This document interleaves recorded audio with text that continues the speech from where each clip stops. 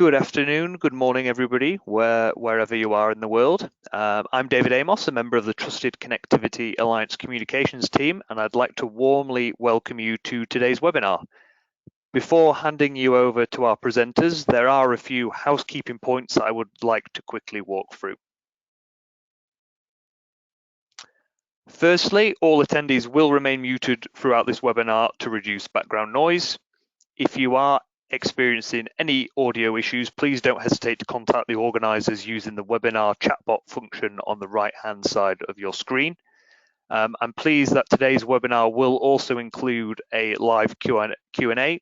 You may all submit questions using the webinar dashboard, and thank you to those who have already submitted questions when registering. We will try to answer as many questions as possible, but if we do not have time to answer all of them during this session, we will aim to reply individually following the webinar. Now, just a couple of words very briefly about the Trusted Connectivity Alliance. Trusted Connectivity Alliance, or TCA, is a global industry association working to enable trust in a connected future. The organisation evolved from the SIM Alliance in 2020, reflecting the continued expansion of the global SIM industry and the need for broader collaboration. Its vision is to drive the sustained growth of a connected society through trusted connectivity. Now, as you can see on this slide, TCA members include leading providers of secure connectivity solutions for consumer IoT and M2M devices. So this spans tamper-resistant element technologies including SIM, eSIM, integrated SIM, embedded secure element, and integrated secure element, as well as hardware and software provisioning and other personalization services. Ecosystem participants are actively encouraged to get involved in TCA, and there are various membership levels available to make engagement more accessible. Now, over to today's expert speakers. Today, you'll be hearing from Saeed Garot, who is the chair of TCA's Remote SIM Provisioning Group, head of standards at Keegan. Saeed is also chair of the GSMA eSIM Working Group. We are also pleased to be joined by Gloria Trujillo, who is the eSIM Group Director at GSMA, leading the Security and Compliance eSIM groups, as well as the eSIM Compliance and ESA Scheme Service. Saeed, over to you. Thanks, David, for the introduction. And before I go to the heart of the topic of today, which is eSIM for IoT, let's just clarify some points. Then we are all in line. Then it's easy to everybody to understand. So everybody knows what is a SIM card, and the technical name for the SIM card is UICC. And you know what is eSIM, and the technical name for the eSIM it's EUICC. And you also know or heard about the iSIM or the integrated SIM, and the integrated SIM is defined by GSMA as integrated UICC. So the difference between the UICC, it's mono operator component. You have only one operator inside. And in the eSIM, you have multiple operators, what we call the profile. You have inside this UICC or eSIM, and then you have the possibility to switch between of them. So between eSIM and iSIM, I mean the integrated UICC, there is no difference from the functional point of view.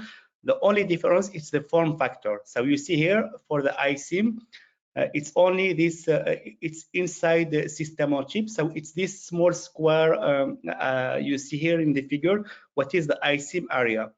But from RSP, remote SIM provisioning, it's the same behavior between an eSIM and iSIM, and also between, from the security point of view, they have equivalent security. Now then, let's start about the topic, which is the eSIM for IoT. So we see a global momentum for eSIM technology, which is really growing, and this is thanks to the deployment of the eSIM consumer UICC. And we see it's doubled in 2023. It's 109% year on year, and this is thanks to most of the eSIM only smartphones or consumer devices.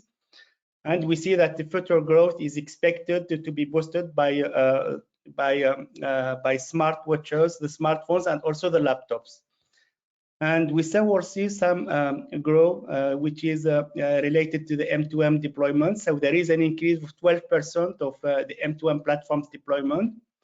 And we are looking ahead about the global standardization effort and what this the eSIM for IoT from GSMA will bring to cover the use cases which are not covered by the existing specifications, which are the M2M spec, what we call SGP 0102, and the consumer spec, what we call SGP 2122.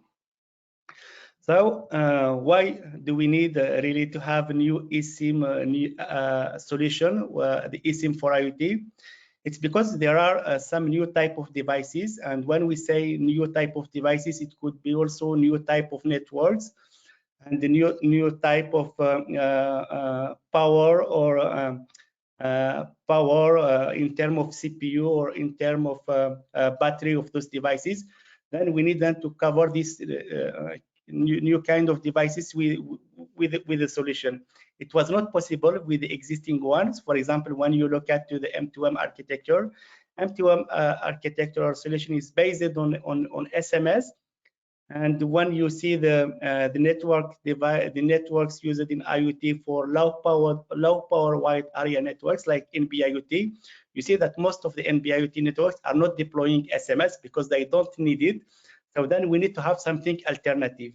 And when we try to use what is based on HTTPS in M2M, for example, and the HTTPS is not suitable because it's difficult or in some cases impossible to maintain a TCP session in LP1 network. Then we need to think about alternative how we can cover this kind of devices. The other driving element was the complexity of integration of the existing M2M solution, because in M2M you need to know in advance all the actors which are involved. So if you build the UICC, you need to know what is the bootstrap SMSR, and also when you change from operator A to operator B, you need also to have some kind of proprietary integration with the new operator. And in most of the cases, you will need to change what we call the SMSR, which is acting as a proxy between the UICC and the SMDP, and that this made this solution really very complex. And last but not least, we need also then to have other means to have a secure and reliable connectivity. So now let's see what this IoT spec introduced. It's an evolution of the consumer spec. So you saw just in a few minutes ago, I said what I thought about the M2M spec, about its complexity. And then we said at GSMA, okay, let's take the consumer spec, then let's evolve it to cover the IoT use cases. And also the M2M spec was an evolution. Sorry, the consumer spec was an evolution of the M2M1, because they just removed the SMSR and they created this interaction with the end user. In IoT, we don't really have this end user, because one category of the devices covered by this spec, it's what we call UI constrained devices. So there is no user interface, or it's limited, or it's not accessible. So we need to have some kind of remote component to do this. The interaction with the device, to do the download or the management. Then we defined at GSMA what we call the eSIM IoT manager. So it's a remote component that interact with the device or UICC. We will see later what we can do with this EIM. And also, as it's also an evolution of the consumer spec, we said, okay, in consumer they have the LPA, local profile assistant, which is a sophisticated, I would say, software to interact with the end user, with the backend servers and the ICC. And we said for IoT, we need to have something which is simpler and optimized for IoT. And we need to specify only the minimum needed for IoT. And to make it different from the LPA, we call this one IPA, for IoT Profile Assistant. And now let's have a look on this IoT architecture. As I said, it's an evolution of the consumer specification. This is why you still see here the SMDP+, the SMDS, and the UICC. Instead of consumer device, it's an IoT device. And instead of seeing LPA, local profile assistant, you see the IPA. Here it's in this diagram, the IPA. And here you have this small d in the IPA name to say it's IPA in the device, which means an IPA which is deployed in the device. We will see in the next slide the different options to have an IPA. So when we started to do this solution, we said, okay, let's take the existing and to see what is needed. Then with the IPA, you can connect directly to the SMDP Plus to download the profile as we do with consumer today. But this connection, the transport between the IPA or the direct connection to the DP Plus is based in HTTPS. So something I didn't say, there was an agreement to say, let's do a specification with a minimal impact on existing platforms. And the existing platforms here was the SMDP Plus and the SMDS. Then you can do this direct profile download. We call it direct profile download. So we use the EIM to trigger this download, to send then, for example, the activation code to the device, or just parse the activation code in behalf of the device. And also to send management commands. For example, from the EIM, you will send enable, disable, delete, all of this. So this was done. And then when we started to think about how can we handle the profile download for network constrained devices, for example, using MBIoT, it was obvious that we cannot use the existing protocol. Then we need to think about something new. Then we defined what we call, then we defined an alternative protocol, which is co-op using UDP. And as we said, it's let's not impact the existing DP pluses or make it minimum. So when we do the download for network constrained devices, we do it through the EIM, which means you will open a co-op connection from the IPA to the EIM, co-op based on UDP, and then the EIM will continue with HTTPS to the DP+. And then this DP+ will see this EIM, like, for example, an LPA or an IPA. So this was for the direct profile download.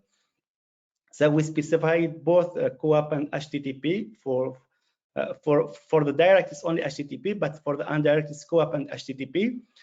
But some companies said, yeah, why do you want us to implement an additional protocol to our IoT devices? Because we already implement a protocol with our IoT device. And then we started to discuss what could be the alternative if the device already contain a protocol. And this existing protocol of the device, we call it at GSMA the underlying transport protocol. And then we selected two of them at GSMA as and we added them in informative annex, and we selected, for example, lightweight M2M and MQTT. So if your IoT device, for example, already implement MQTT or lightweight M2M, you can use this with you connect this to your DM server, for example. Then the EIM will just send the commands or the package to this platform. Then this will be sent to the IoT device. Just to simplify the deployments in case there is an existing protocol. So this is about the features. So we see now what we can do with the EIM. And when we added this EIM, people said, yeah, you are creating a new SMSR. So to make it clear to everybody, we standardize it. We fully standardize it. I'm still in the previous slide. We fully standardized the interaction between the EIM and the existing. Can you come back to the previous slide? I think I'm still there. Yeah, so we fully standardized the interaction between the EIM and all the components, so it's fully interoperable. And it's also standardized the EIM change, so you can easily change an EIM. So you add a new EIM or delete an existing EIM, and you can also have many EIMs interacting with this IoT device. And now let's have a look to, as I said, on the IPA in the device or in the EACC. So let's say for sophisticated devices, you may have an IPA in the device which is deployed. And also for I would say for device makers who already developed an LPA, for example, they can make the effort to develop also an IPA in the device. But we were convinced that for IoT devices, you may see a lot of actors or emerging actors or new actors that will come to deploy cellular connectivity without any expertise on this eSIM world. So we said, let's simplify the job for them. Let's simplify their journey. Then let's specify the IPA in the UICC. So today you can have the IPA in the UICC or in the device. And if both are supported, you can the device is able to enable at any time the IPAD or the IPAE. I mean, if the device didn't implement the IPAD, so during the initialization, the UICC will discover that there is no IPAD supported by the device. Then the IPAE will be enabled by default if there is no IPAD supported. And as I said, the device is possible to switch between of them. So having an IPAE will make it simpler for IoT device makers to deploy the eSIM technology. And also, as it is inside the UICC, and the UICC is a secure element, which means it's tamper resistant. An attacker is not able to retrieve any secrets from the UICC.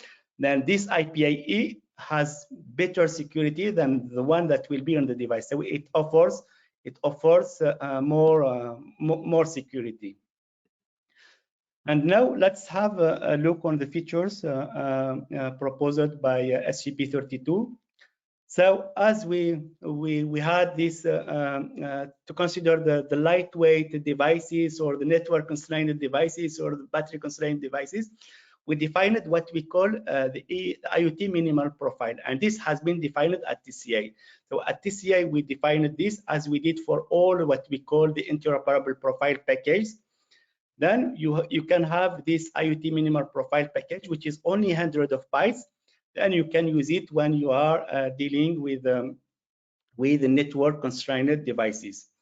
As I said before, we defined lightweight communication protocols to optimize the payload, and also to make with defining also transport protocols to make the data transmission possible in LP1s.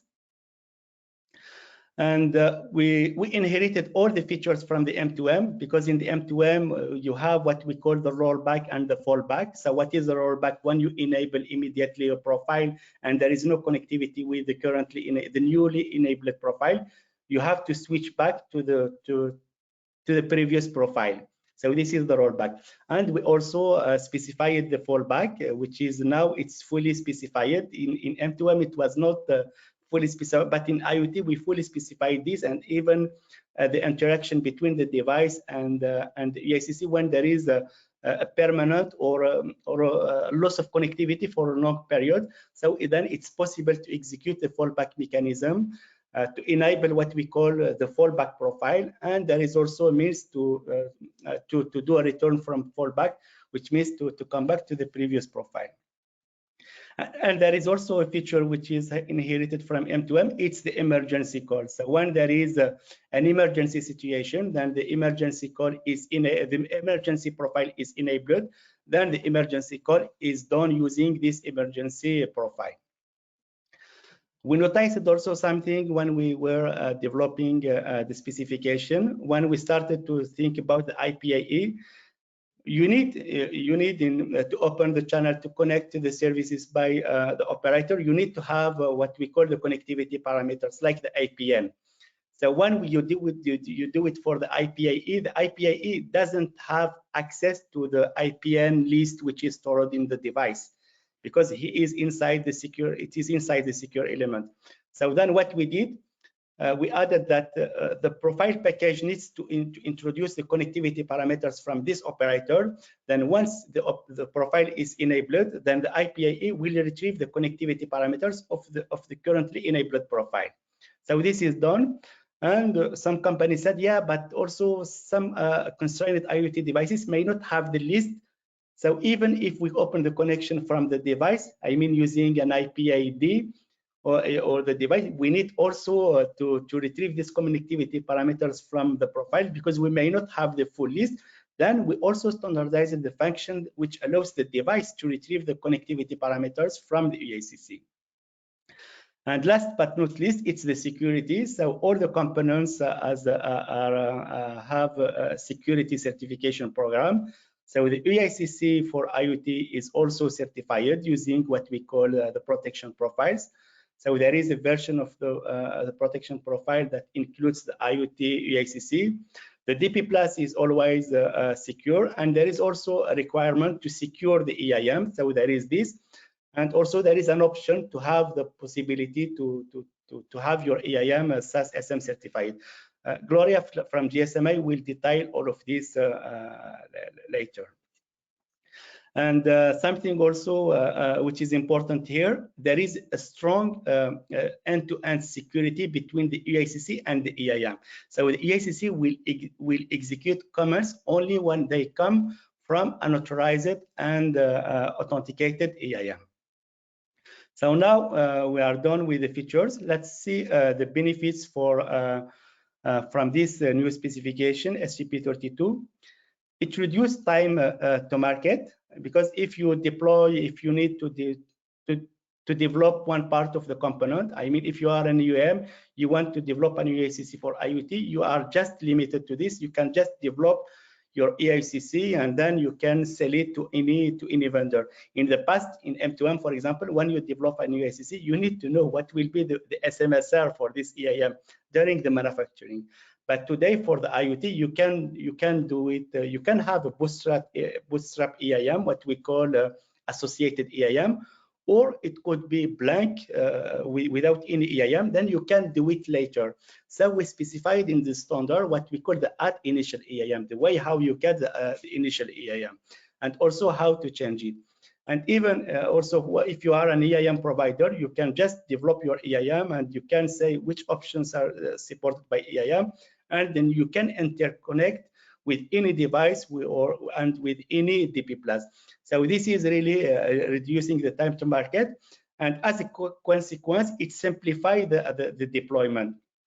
So today, then you can, as I said, you can deploy your device without any bootstrap EIM. Then you can add it at any point of time. And also during the life cycle of the device, you can also change the EIM. So there is a command standardization to add a new EIM and to delete an existing EIM. And all of this is standardized. And the EIM is also acting as a proxy between the UACC and the DP+, which also make the life of the operators simpler. And also, this is also streamlined the remote profile management and provisioning.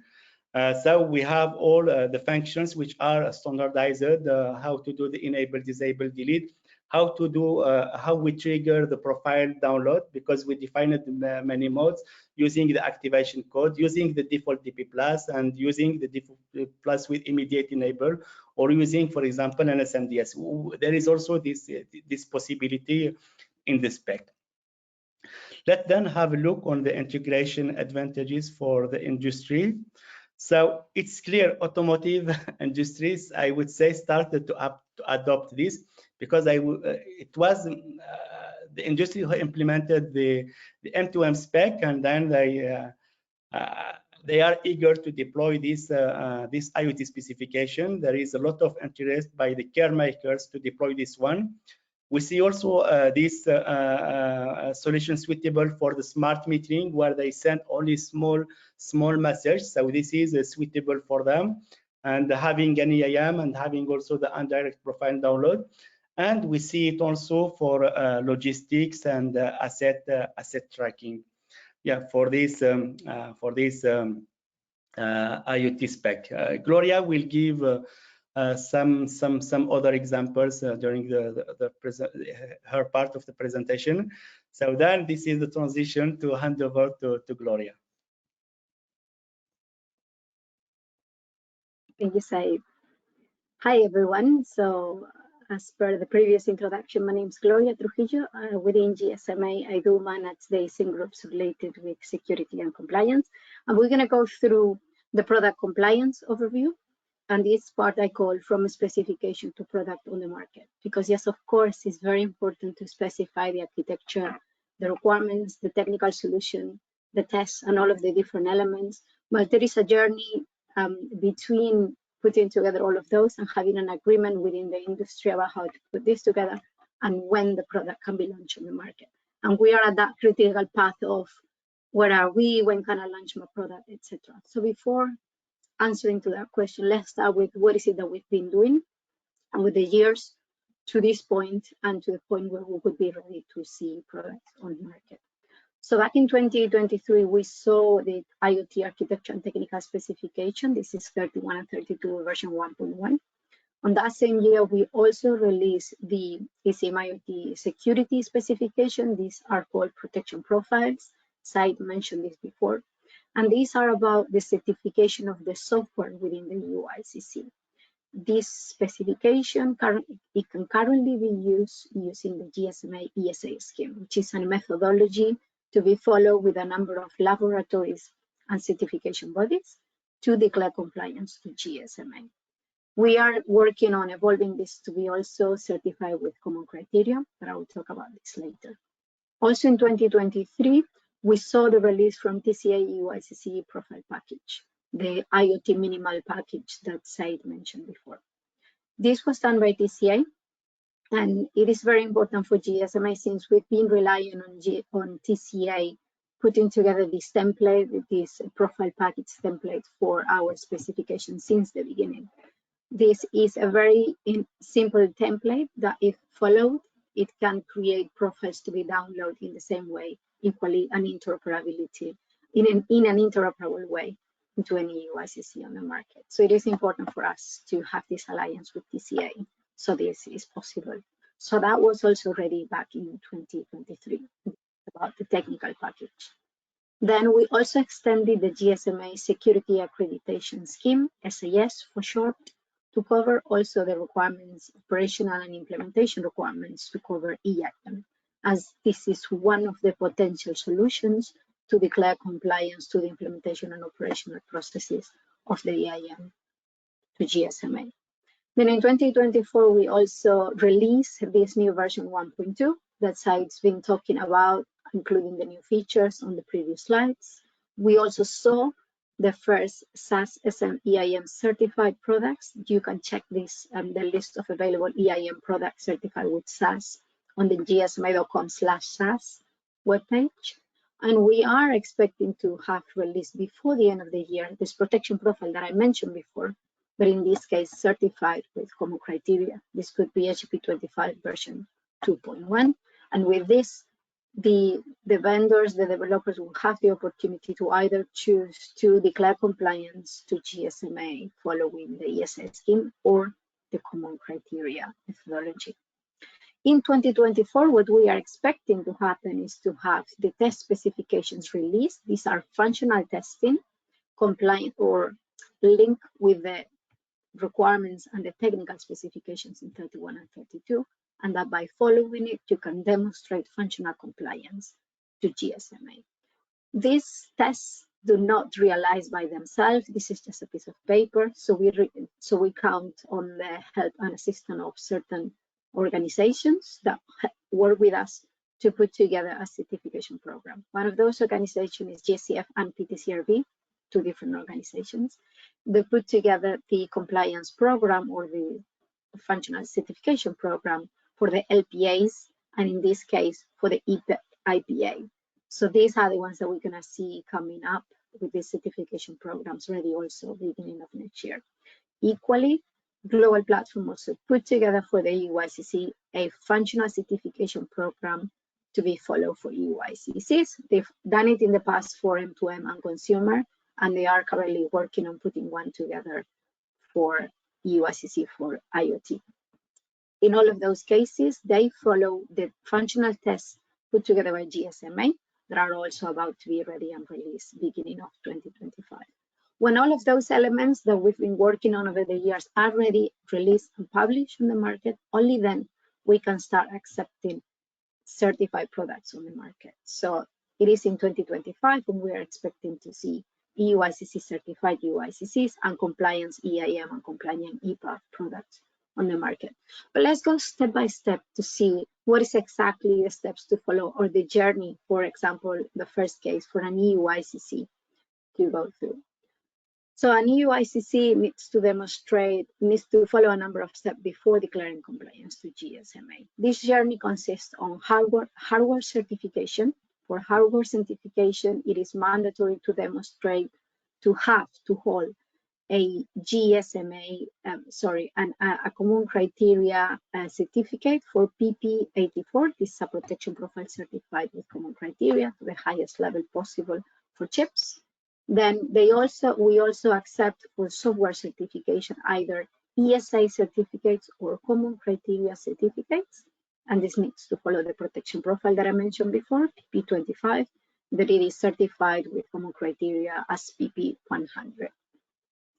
Then it is also mandatory to have a certificate, to hold a certificate from GSMA SAS for site security certification. This is what we call SGP, that stands for UICC production, and it needs to cover all of the different areas on the scope, especially including management of PKIs, so the site can issue and also hold the injection of keys and PKI management within this factory.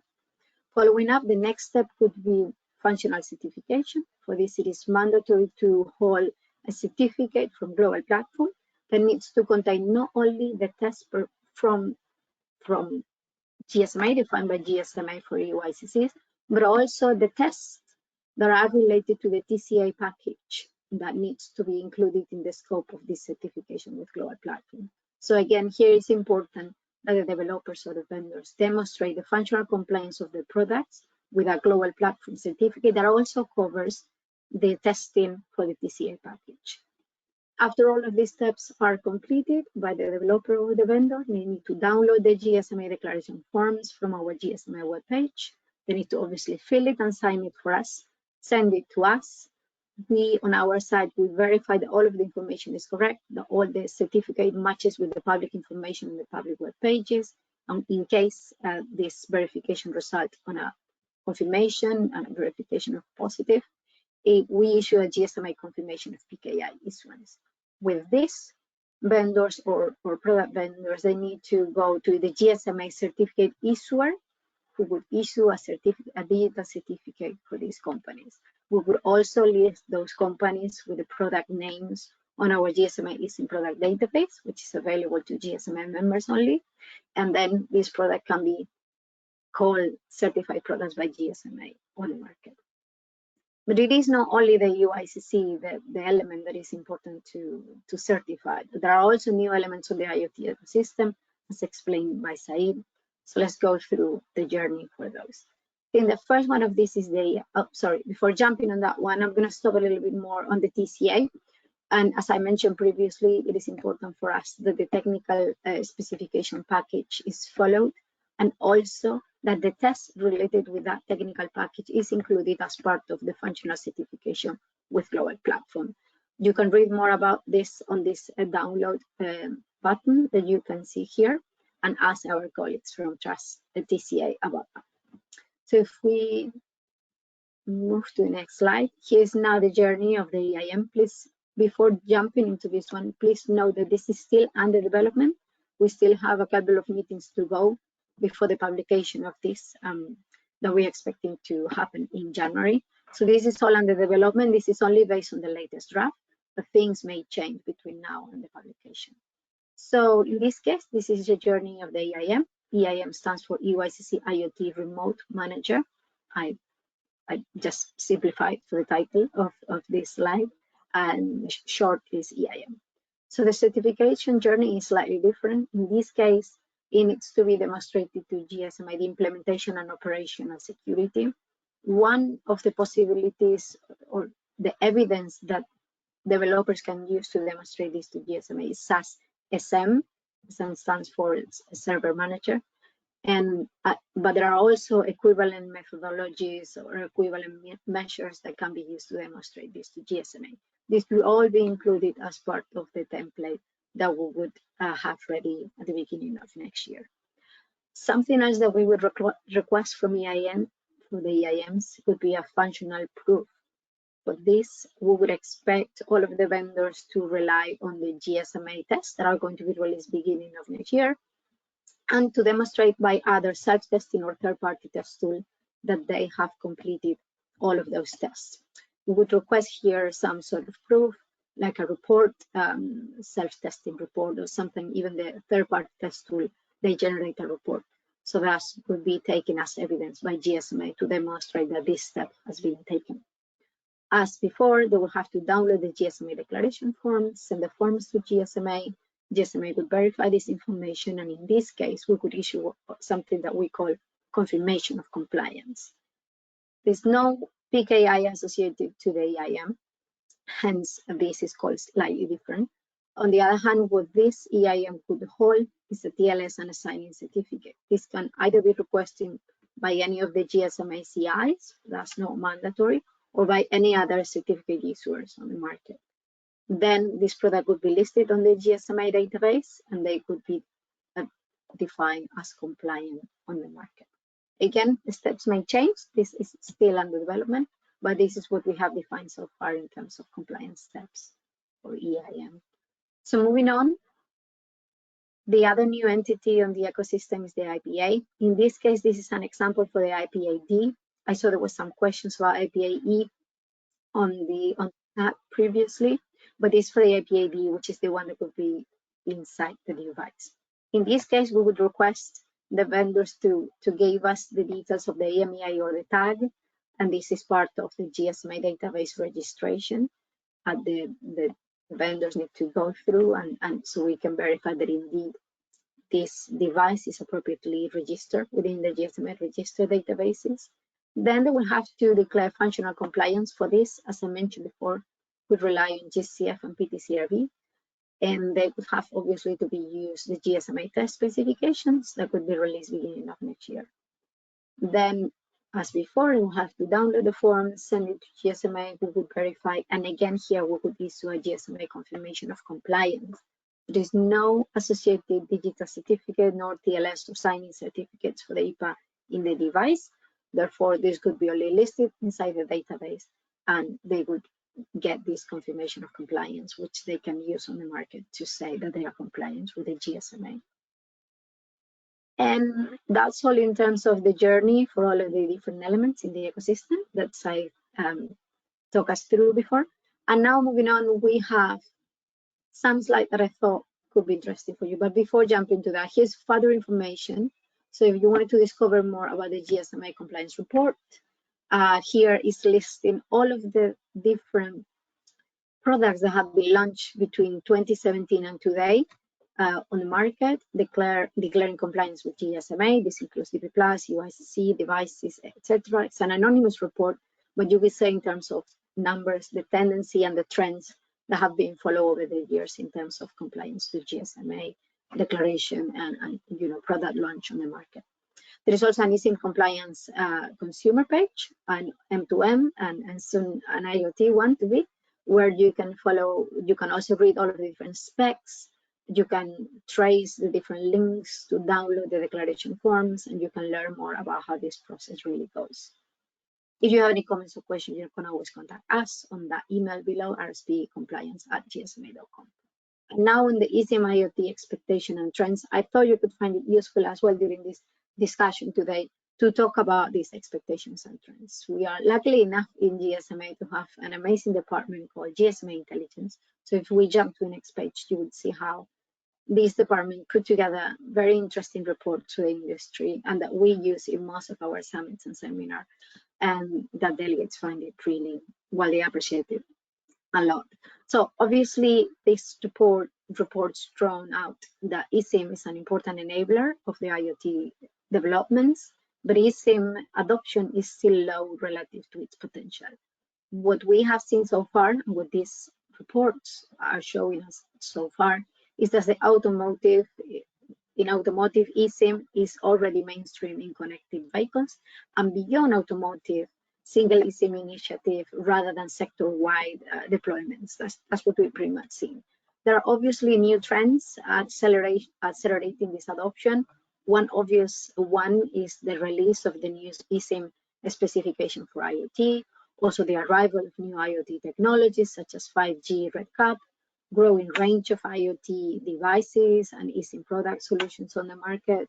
As I also mentioned before, how these have been growing a lot between 2022 and 2024.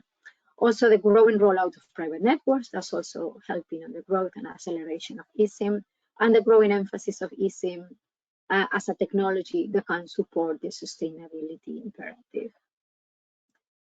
I also have a couple of graphs that demonstrate the potential of growth is significant. And we see here how scaling eSIM, how eSIM is scaling within a fast growing, especially on the IoT market. So now this figure here shows the IoT cellular connection globally. This is in billions, and it's a total of SIM from all 4 factors. It's not specifically on eSIM, but still it shows the growth of the connections for IoT. eSIM is targeting a growing share of the market, so it's a potential percentage of this, but it's not all of it.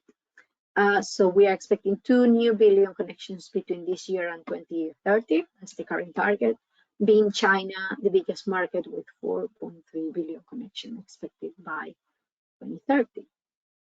The next slide also is a dedicated slide on the USA market, where we see the growth of the eSIM-only devices the most.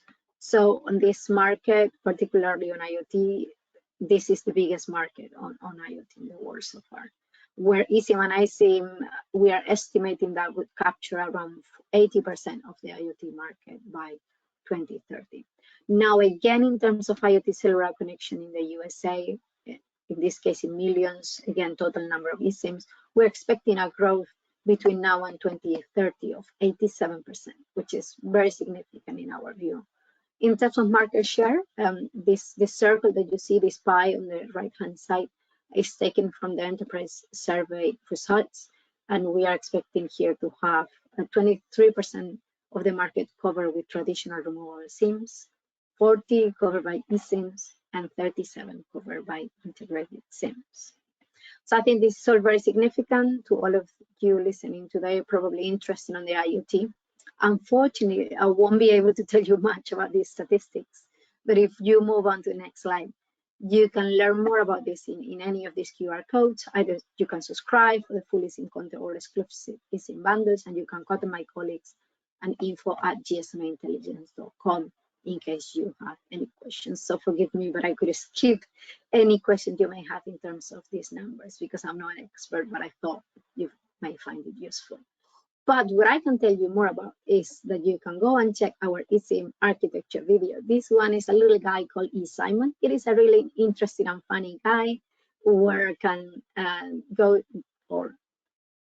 go with you through the different architectures, and I think it's very interesting. Very proud of having put this video together. And if you're not a fan of videos, we also put the guidelines together, more serious, of course, where we explain the difference between the eSIM architectures, because we find this is one of the topics that, in general, the public is interested in the most. Why do we have 3? What are the difference between these 3? What are the benefits between these different architectures?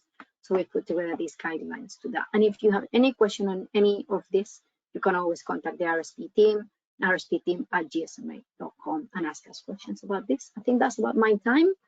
And the next slide should be the questions one. So yeah, let's see if you have any questions. Yes, thank you so much, Gloria and Saeed, for that brilliant presentation. I think before we move into the Q&A session, I'd just like to remind everyone that a recording of this presentation will be made available on the TCA website. I'd also like to draw your attention to the handouts on the right-hand side of your screen, TCA's white paper, which is on realizing the benefits of SGP 32 and covers some of the ground that we've discussed today. You can also keep up to date with TCA's latest specifications, educational resources, and news by visiting the TCA website, and also you can sign up to the monthly newsletter. You can also follow TCA on LinkedIn and X. Okay, so we can move now into the Q&A, and just, I think, firstly, we've had a lot of questions, and some are quite detailed, which is fantastic, but we may have a challenge to get through them all in this session.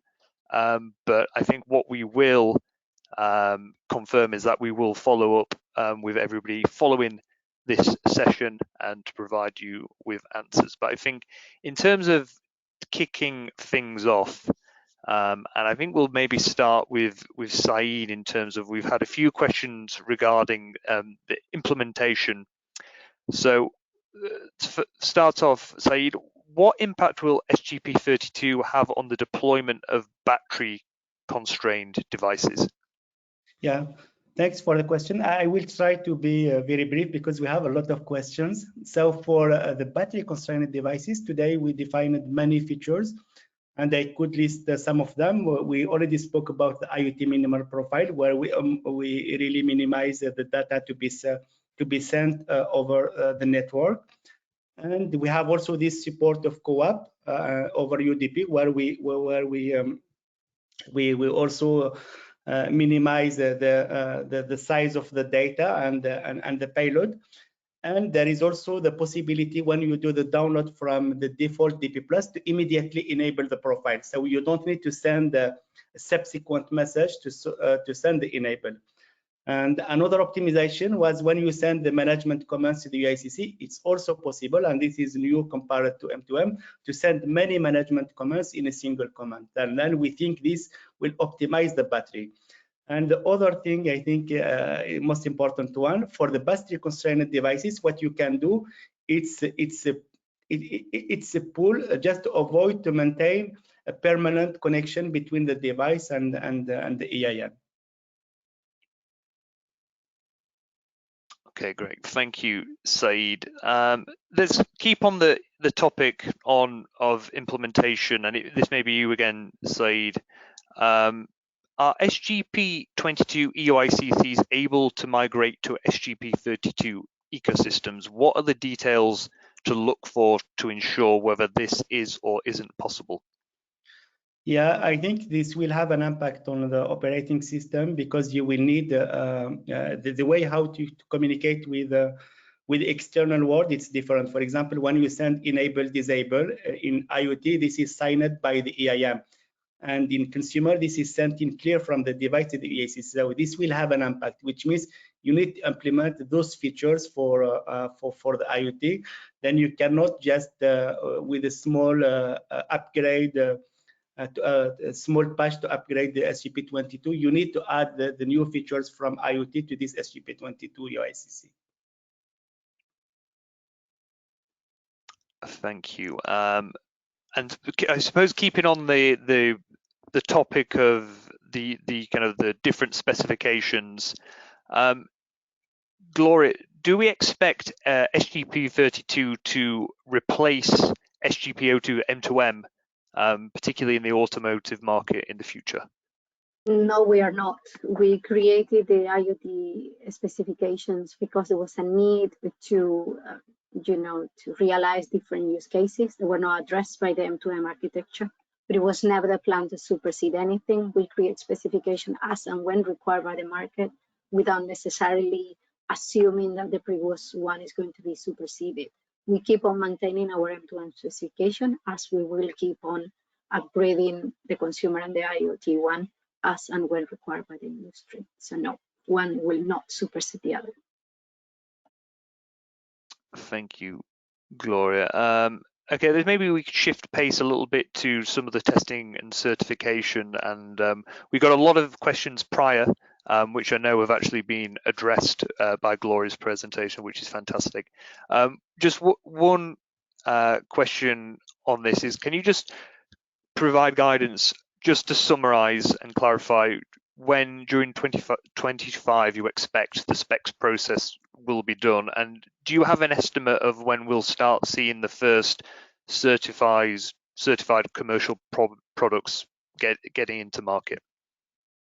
Yes, we do. So our specifications are going to be completed between November and December. Then we need to follow the GSMA internal process of approval, what needs to be reviewed by all members, in all fairness. So it would take us until January or so for its publication. So indeed, we're expecting finalization internally. For those that are members of GSMA knows this, between November and December, and in publication following our rules will be January. So as early as January. So although we say Q1, we're expecting this to happen in January. And obviously, products can only start afterwards.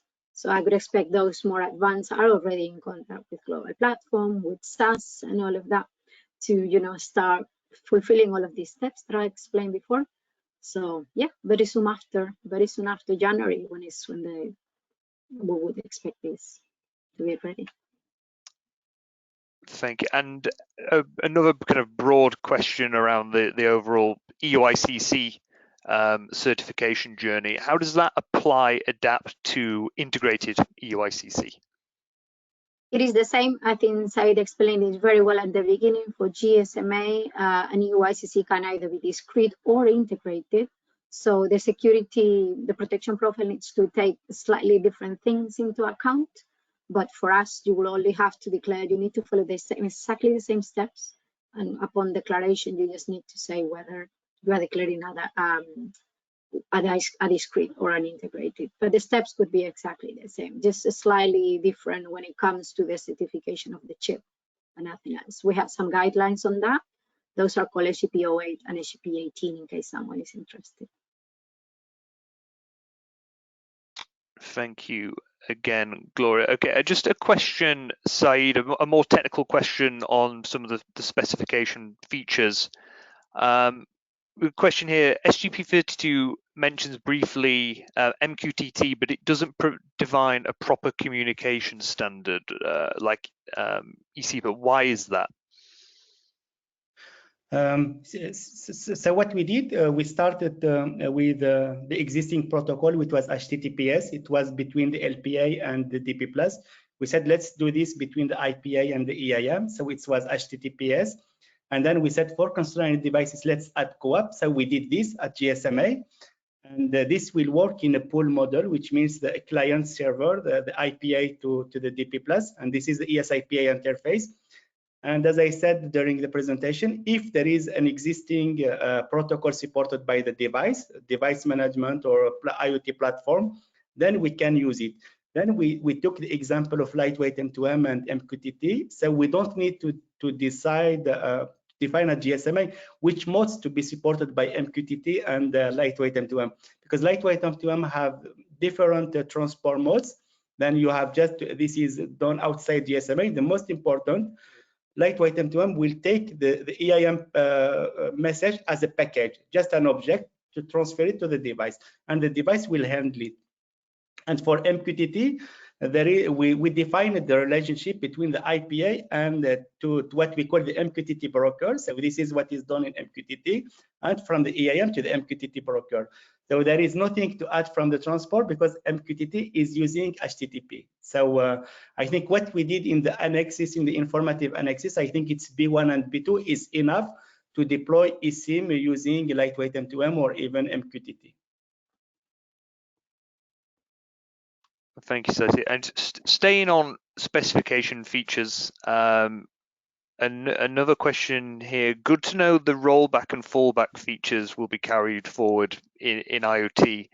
My question is whether these settings will be part of the applet within the EUICC or from the EIM. Yeah, so for the rollback, as I said before, it's you have to test immediately whether you can connect with the currently enabled profile. So how we specify the rollback? So there is, when you do the enable, you can do just a normal enable without rollback, because imagine you are enabling the profiles in the factory before the deployment. You may not have connectivity. It doesn't make sense to roll back.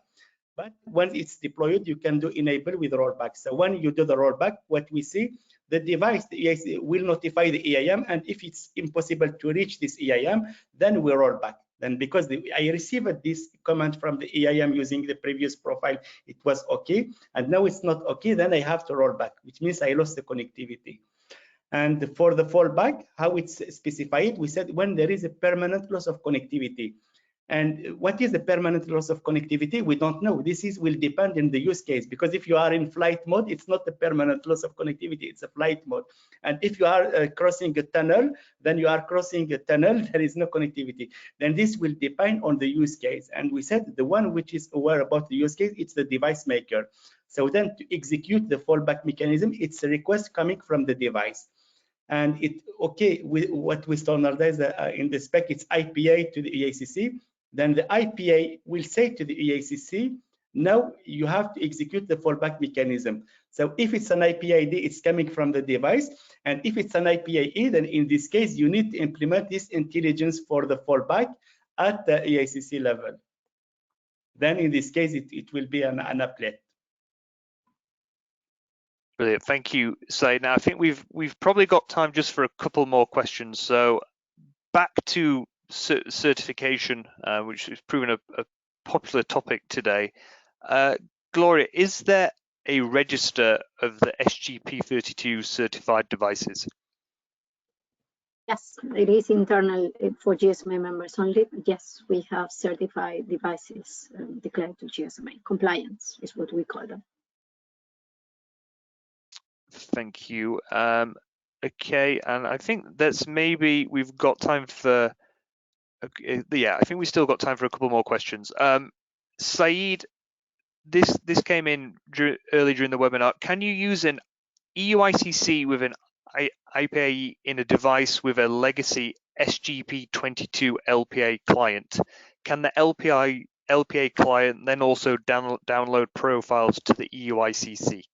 Yeah, so as I said during the webinar, there is an initialization between the device and the EUICC, which means then the LPA, the device will send this initialization command for this IoT UICC. When we started to do this, we used the same, I would say, command compared to consumer, which means finally you can deploy an LPA as an IPA. But some device makers said, no, we may have models where we deploy an LPA and IPA in the same device. Then you cannot use, then we specify two different commands. I mean, how to initialize the EICC, whether it's consumer or IoT, it's different. It's done in different way, which means legacy LPA cannot activate an IoT EICC. You need to evolve it to integrate also the initialization command from the IPAE. And once you did this, you can do the direct download, because the direct download, we do it like in consumer. But for the indirect download, you need also to implement the features with this LPA, then to make it an IPAE, because you need to report to the EIM that you support the indirect profile download, what we call indirect server communication. So the answer is no, you cannot use these dual sort of solutions. We are nevertheless working on it. That's a work item that has been recently approved by GSMA, and we would start working on it next year. So if you're a member of GSMA, be very welcome to join us and help us put together this dual solution.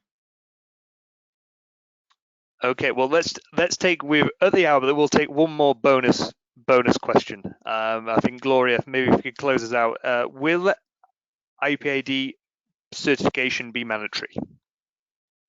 That's a good question. It is not about being mandatory or not. It's more something that may be requested in case you are selling your devices or your IPA solutions via specific, channels that request you to be certified.